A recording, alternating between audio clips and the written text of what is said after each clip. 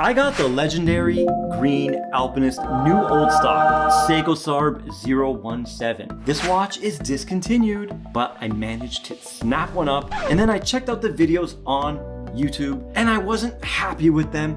I want to give this watch a proper send off, and with my ego, of course, I think only I can do it. So let's check out this still much desired hot Seiko Alpinist.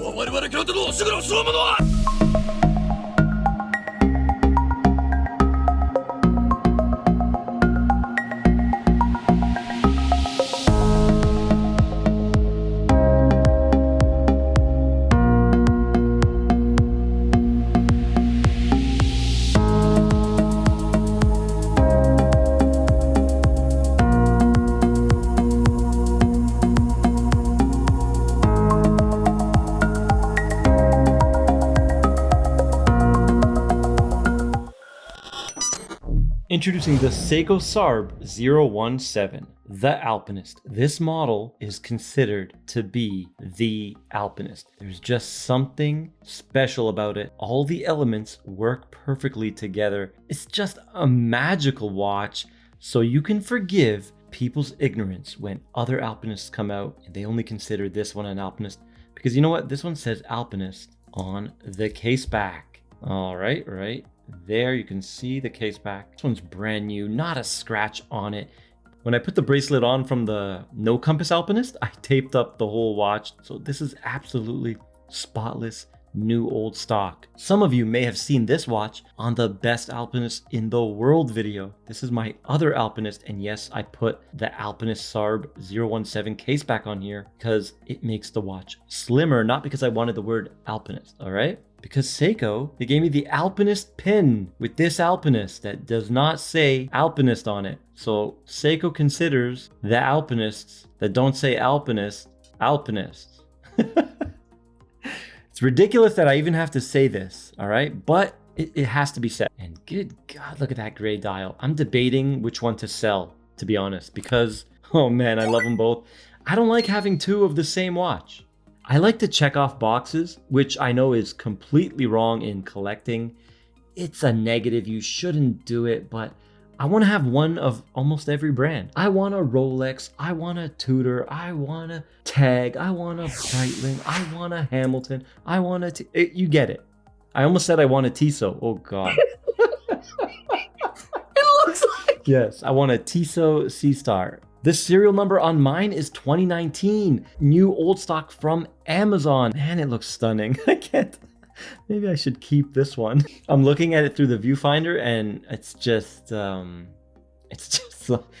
unbelievably gorgeous. This watch was undervalued when it was not discontinued.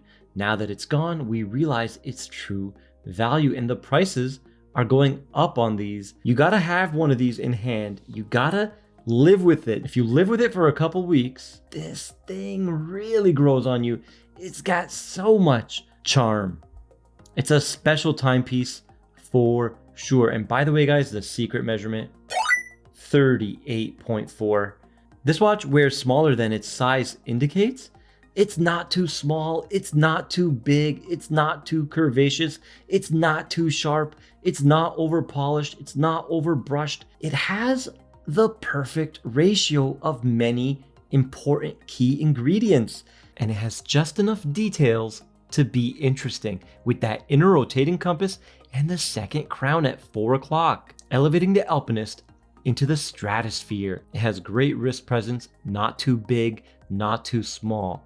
It's the Goldilocks watch. Of course, it's not perfect. The bracelet, it doesn't come with one. I had to buy the baby Alpinist, what many people I call it the No Compass Alpinist. Seiko SPB 155, the green No Compass, to get this bracelet.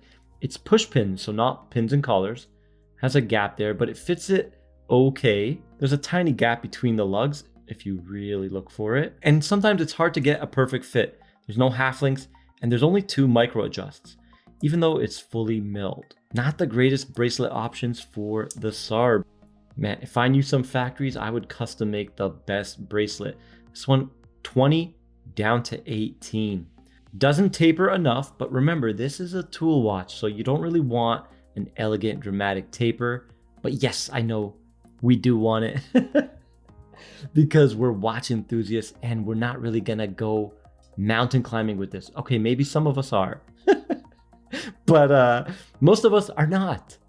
200 meters of water resistant screw down crown that's absolutely unbelievably smooth.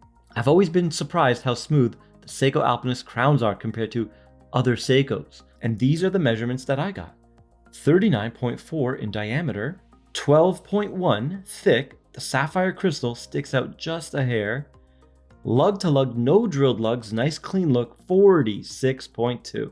This thing has magical proportions. Now the dial and hands, that dial looks so gorgeous when the sun hits it, but it can also look matte. It has duality to its personality. It's just phenomenal. My only negative is the white text at the bottom. It's too thick, it's too bold, there's too much of it. DiaShock, 23 joules, get it out of here. All right, it's too late for that, of course, but that's my only negative on the dial. Love the gold pressed indices and the gold cathedral hands. It just works so well on this Alpinist. Sign crown, which is amazing. I actually end up putting a sign crown on mine. Not because I like the sign crown, because I was going all out on this anyways with the case back. So I was like, since I'm going all out, let's really go all out. But on this one, it comes with it for free. You don't have to pay an extra 90 bucks. All the new Alpinists do not have the sign crown. Is it a big deal? No. Many people have told me they think that sign crown looks cheap and cheesy. All right, so we all have different opinions. Some people like the clean, smooth look, and that's fair, all right? Now the price. I paid full retail $450 USD. Wow, that is a bargain.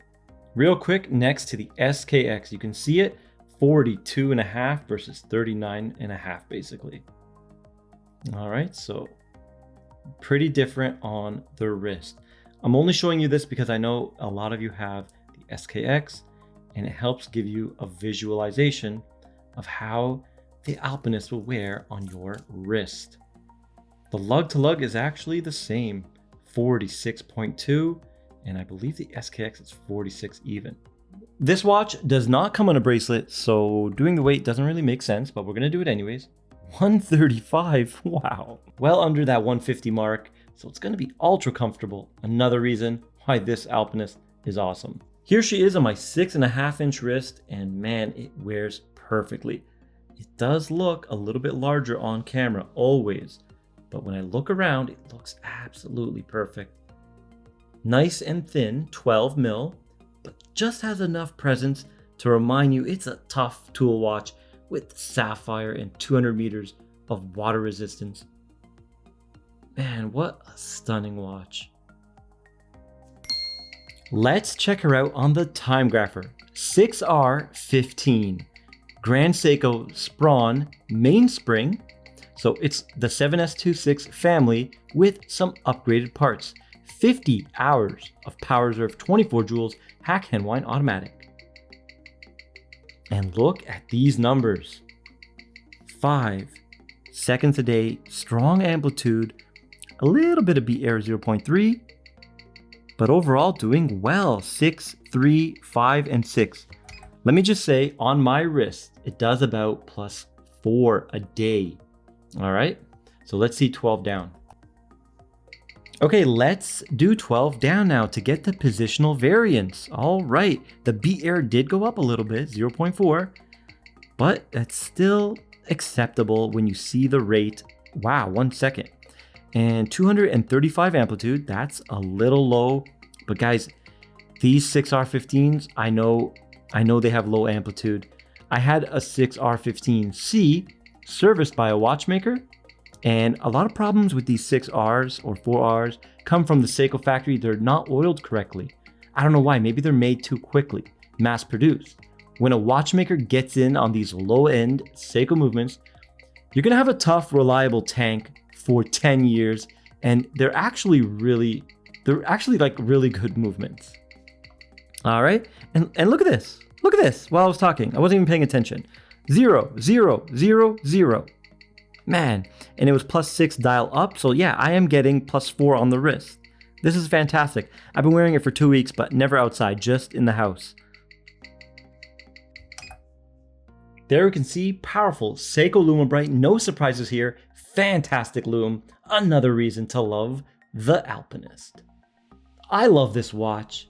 It's gorgeous. It's absolutely perfect. How would I make it better though? Remove a lot of that white text, put the high-end 6L movement, maybe add a little bit of Zaratsu, and I don't know. Then I think we have the perfect one. Better bracelet for sure. Better bracelet for sure. But guys, sorry, I wasn't even gonna do this review. It's unorganized. I'm just kind of like chatting with you guys. It's an old school escapement and watch type video. If you were me, which one would you sell? If I only had room for one in the collection, which should I keep? I kind of prefer this one because there's only 2,000 in the world. I love the rarity. I know that's weird, but I like not a lot of people having my watch, but I don't know if I like this one better. It's so special. It's a tough one.